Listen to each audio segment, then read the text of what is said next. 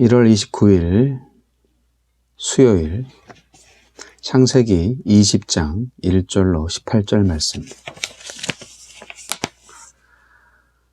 아브라함이 거기서 네게부 땅으로 옮겨가 가데스와 술 사이 그랄에 거류하며 그의 아내 사라를 자기 누이라 하였으므로 그랄 왕 아비멜렉이 사람을 보내어 사라를 데려갔더니 그 밤에 하나님이 아비멜렉에게 현몽하시고 그에게 이르시되 내가 데려간 이 여인으로 말미암아 내가 죽으리니 그는 남편이 있는 여자임이라. 아비멜렉이 그 여인을 가까이 하지 아니하였으므로 그가 대답하되 주여 주께서 의로운 백성도 멸하시나이까? 그가 나에게 이는 내 누이라고 하지 아니하였나이까? 그 여인도 그는 내 오라비라 하였사오니 나는 온전한 마음과 깨끗한 손으로 이렇게 하였나이다. 하나님이 꿈에 또 그에게 이르시되 내가 온전한 마음으로 이렇게 한 줄을 나도 알았으므로 너를 막아 내게 범죄하지 아니하게 하였나니 여인에게 가까이 하지 못하게 함이 이 때문이리라. 이제 그 사람의 아내를 돌려보내라. 그는 선지자라. 그가 너를 위하여 기도하리니 내가 살려니와 네가 돌려보내지 아니하면 너와 내게 속한 자가 다 반드시 죽을 줄 알지니라. 아비멜렉이 그날 아침에 일찍이 일어나 모든 종들을 불러 그 모든 일을 말하여 들려주니 그들이 심히 두려워하였더라. 아비멜렉이 아브라함을 불러서 그에게 이르되 내가 어찌하여 우리에게 이렇게 하느냐? 내가 무슨 죄를 네게 범하였기에 네가 나와 내 나라가 큰 죄에 빠질 뻔하게 하였느냐? 네가 합당하지 아니한 일을 내게 행하였도다 하고 아비멜렉이 또 아브라함에게 이르되 내가 무슨 뜻으로 이렇게 하였느냐? 아브라함이 이르되 이곳에서는 하나님을 두려워함이 없으니 내 아내로 말미암아 사람들이 나를 죽일까 생각하였으며 또 그는 정말로 나의 이복 누이로서 내 아내가 되었음이니라. 하나님이 나를 내 아버지의 집을 떠나 두루 다니게 하실 때에 내가 아내에게 말하기를 이후로 우리의 가는 곳마다 그대는 나를 그대의 오라비라 하라. 이것이 그대가 내게 베풀 은혜라 하였었노라. 아비멜렉이 양과 소와 종들을 이끌어 아브라함에게 주고 그의 아내 사라도 그에게 돌려보내고 아브라함에게 이르되 내 땅이 내 앞에 있으니 내가 보기에 좋은 데로 거주하라 하고 사라에게 이르되 내가 은 1000개를 내 오라비에게 주어서 그것으로 너와 함께한 여러 사람 앞에서 내 수치를 가리게 하였노니 내 일이 다 해결되었느니라. 아브라함이 하나님께 기도하매 하나님이 아비멜렉과 그의 아내와 여종을 치료하사 출산하게 하셨으니 여호와께서 이 왕의 아브라함의 아내 사라의 일로 아비멜렉의 집의 모든 태를 닫으셨음이더라. 아멘. 반복된 잘못, 변치 않는 은혜. 그렇습니다. 아브라함은 또다시 아내를 누이라고 속여서 그랄 왕 아비멜렉에게 사라를 빼앗깁니다. 하나님은 아비멜렉의 꿈에 나타나서 사라를 보호해 주십니다. 그 왜 자꾸 아내를 빼앗기는 걸까요? 그리고 왜 아브라함은 항상 왜 이 이방 나라에 와서 아내를 자꾸 누이라고 속이는 걸까요? 네, 그거는 나그네니까요. 그 지역 사람이 아니잖아요. 그 지역에 있는 왕들이 권력을 행사합니다. 애굽으로 갔을 때는 사실 심히 아름다운 여인이었다라고 해서 애굽 바로 왕이 데려갔죠. 그때 나이도 65세인데 고대 사회의 그 미모의 기준이 좀 다를 수 있습니다. 하나님의 은혜를 입으면 아름다워지죠. 네. 그런데 지금 사라는 90세잖아요. 야, 90세인데도 아내로 데려가다니. 근데 여기서는 뭐 이뻐서 그랬다 이런 기록은 안 나오고요. 추측하기로는 그랄 왕 아비멜렉이 여하튼 자신의 권력을 자랑하기 위해서, 과시하기 위해서 그렇게 아내로 데려간 것 같습니다. 그리고 또 이제 하나님의 예언이 이루어지기 직전이니까 이제 아기를 낳아야 되잖아요. 그래서 사라가 회춘했는지도 몰라요. 여하튼 아브라함은 누이라고 거짓말을 했고 아비멜렉은 사라를 자기 궁으로 데려갔습니다. 아내로 삼으려고 한 거죠. 네. 자, 많은 궁녀들이 있었을 것이고요. 아마도 본처는 아니었을 것 같은데. 여하튼 성경에는 이렇게 간단하게 나와 있지만 아브라함으로부터 사라가 아비멜렉에게 빼앗김을 당한 후에 뭐 하루 이틀 지나서 이런 일이 일어난 것 같진 않고요. 여기 이제 3절에 보면 그 밤에라고 되어 있긴 해요. 근데 이것이 분명 사라를 빼앗긴 당일 밤이 아닙니다. 상당한 시간이 흘렀을 것입니다. 하나님께서 어느 날 밤에 아비멜렉에게 현몽하신 거예요.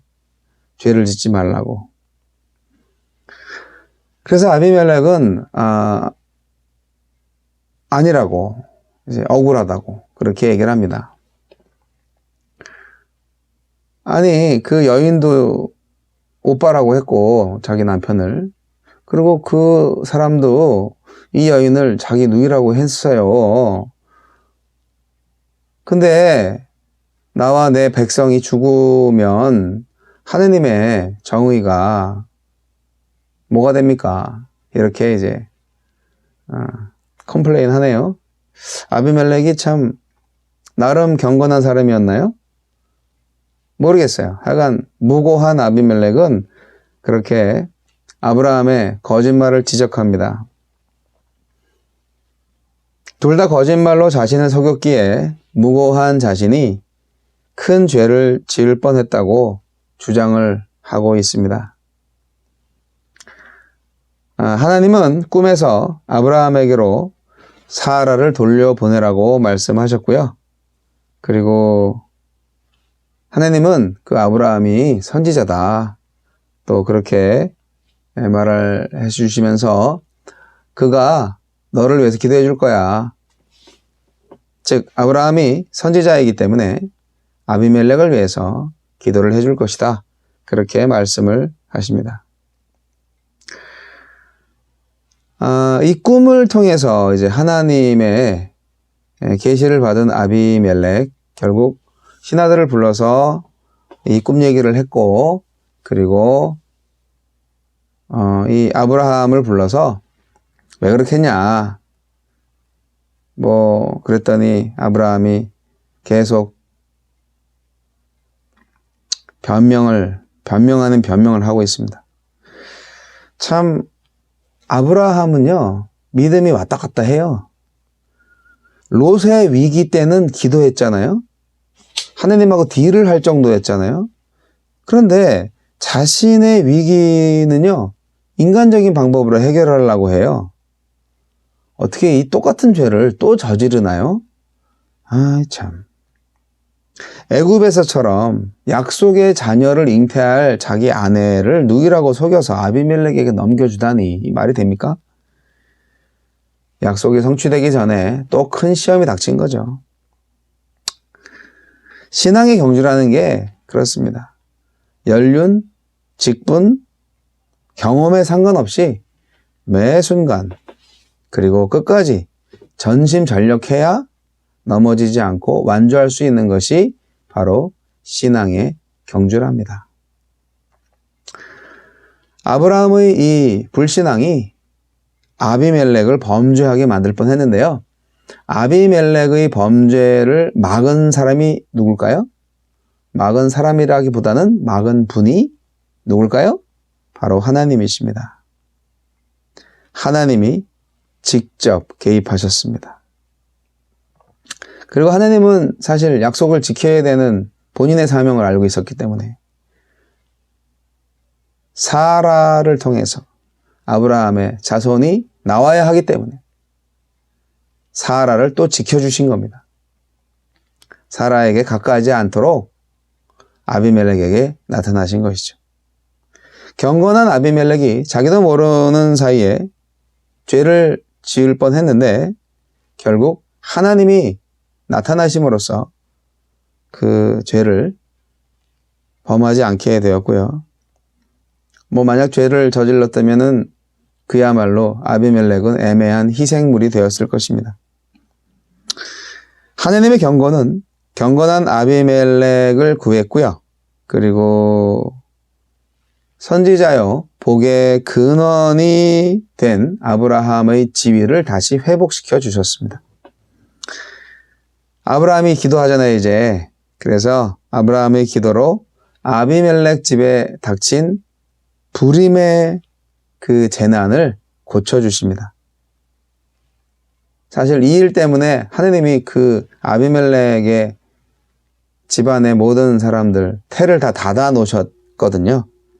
그런데 하나님께서 아브라함의 선지자의 지위를 회복시켜 주시고 아브라함의 기도를 통하여서 아비멜렉의 집에서 이제 태를 다시 열어주신다는 사실. 네.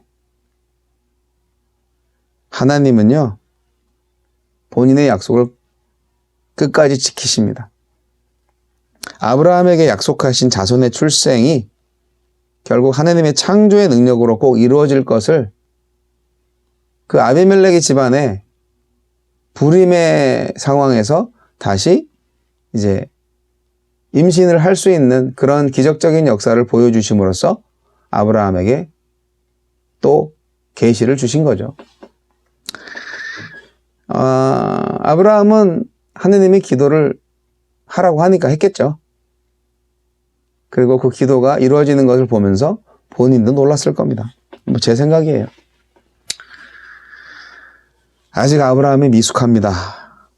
오히려 아비멜렉이 성숙합니다. 이 아브라함은 잘못 해석을 했어요. 아비멜렉이 왜 이런 일을 나한테 했냐라고 아브라함에게 물어보니까 아브라함이 뭐라고 합니까? 이곳에서는 하나님을 두려워함이 없을 거라고 생각했고 내 눈엔 그렇게 보였거든. 그러니까 눈이 어두워진 거죠. 아비멜렉은 참 건건한 사람이었는데 그 아비멜렉이 다스리는 그알 땅에 와서 이곳에는 하나님을 두려워하는 사람이 없는 것 같아 하면서 다시 생존을 위해서 그런 짓을 한 거 아니에요.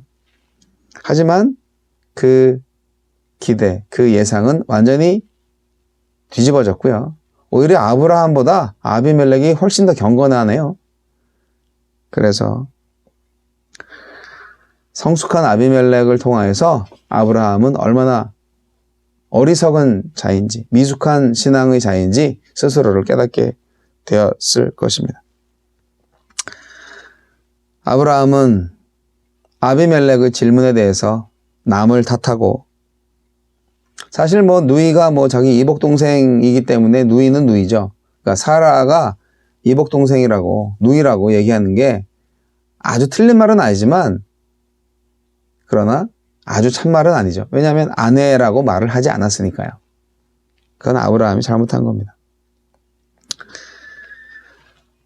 아브라함이 이렇게 변명하고 거짓말하고 이런 상황 속에서도 아비멜렉은 아무 대꾸 없이 아브라함의 변명을 부끄럽게 만들 만큼 철저한 사후 처리를 합니다. 은을 1000개나 주셨다고 돼 있죠?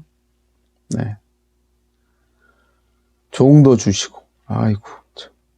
양도 주시고, 소도 주시고, 네. 그렇게 확실하게 해결해 주십니다. 아비멜렉은 실수에 대한 보상뿐 아니라 위기를 가져온 사람에게 거주지까지 제공하는 아주 후한 분이셨네요. 그리고 실추된 사라의 명예까지도 회복시켜 주시는 거죠.